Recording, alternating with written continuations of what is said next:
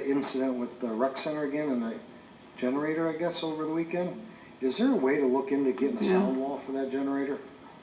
Mr. Chairman, I am not aware of any incident, so I'll have to check into it. And I don't have the answer about the sound wall. I don't have any knowledge of what they are or how much they cost, but yeah, we can investigate it and I'll find out what happened. Do you happen to know? Did it go down again? It went down, it came on again, and so I assume the power went out in the neighborhood. And they just got off of like an 8-day stretch, you know, so they're just kind of fed up and, you know, there's some phone calls.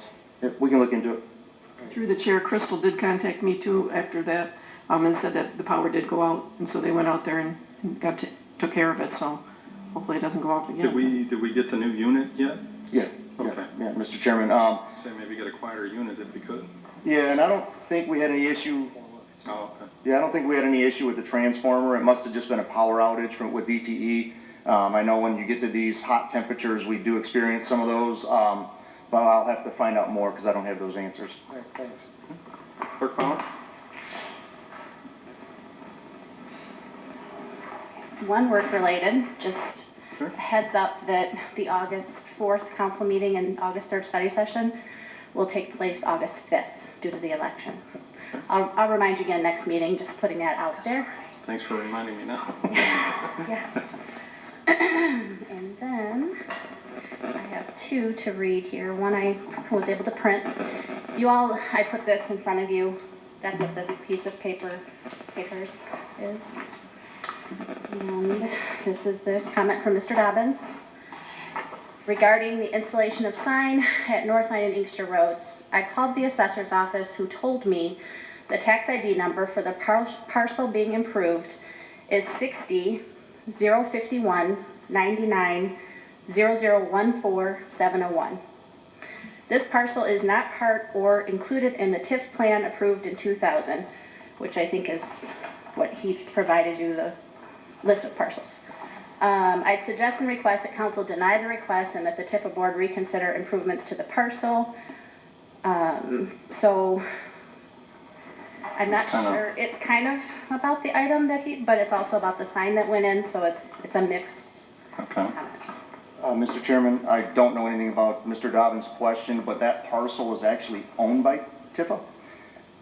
10, 12 years ago, the city of Taylor owned it, and they did an internal transaction, and they sold it to Tifa. So I'm not sure about the Tifa plan itself. I'd have to look at his details and his communication, but that parcel, the 32 acres, it's owned by the Tifa group, so. Okay. Mr. Chairman. Question from Mr. Mayor. Just a quick question, just something that you should be aware of.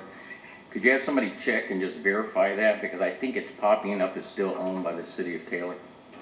Mr. Chairman? Just in case it hasn't been changed, it might, you know what I'm saying? It's possible that in GIS, I mean, sometimes that happens, it gets overlooked, but I'm sure, I'm 100% positive that it was sold to the Tifa board, because I believe I was on city council. I believe Mr. Ramick may have been as well when that transaction took place. So that 32 acres was originally owned by the city of Taylor, and then it was later sold to Tifa by the city of Taylor. Okay. Okay. Mr. Chairman, I'll forward this comment and back up to the mayor and George so they have it as well. Okay. Okay, next comment. This is from James Jordan. He did not provide an address. And I'm really not 100% sure, but can we get an update on the special counsel? It has been over a year since his assignment. What is the status of the investigation? What work products will be produced, and will these be available for the public? Have all public officials complied with subpoena and information requests? So that's all it says, and it just came in right before this, so I wasn't able to email him back to ask for a little more Yeah, I mean, info. I'm not quite sure of the question, you know what I'm saying, what specifically, but, I can email him back and ask Okay. him to be more specific for the next meeting. sure, or, you know, Okay. if you want to forward it, we can email or something. Sure, I mean, he didn't leave an email address with his registration, but I will forward it to you regardless, and then maybe he'll respond Okay. before the next meeting. And that is all I have. Okay, Okay, does anybody else have anything? Sure. I don't know, maybe this is for our treasurer, but, for the taxes, that, summer taxes were just sent out today, or yesterday? Today? Today. Okay. Is there anything that we do for those who can't afford their taxes right now because of COVID? Maybe they lost their jobs or something? We have a senior deferment program where they can apply to have their taxes deferred at this point. Wayne County, is not forwarded anything.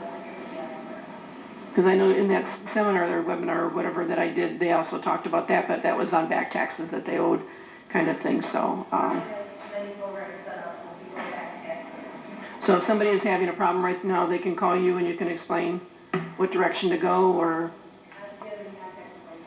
okay, thank Mr. you. Chairman, you're all gonna love this, but is it okay if I ask the treasurer to come back up and repeat that answer? Because at home, when you're watching it on TV, you can't hear any of the comments Sure. coming from behind, so there's gonna be a lot of people that are interested in the question, but unfortunately, they're not gonna be able to hear the answer. Absolutely.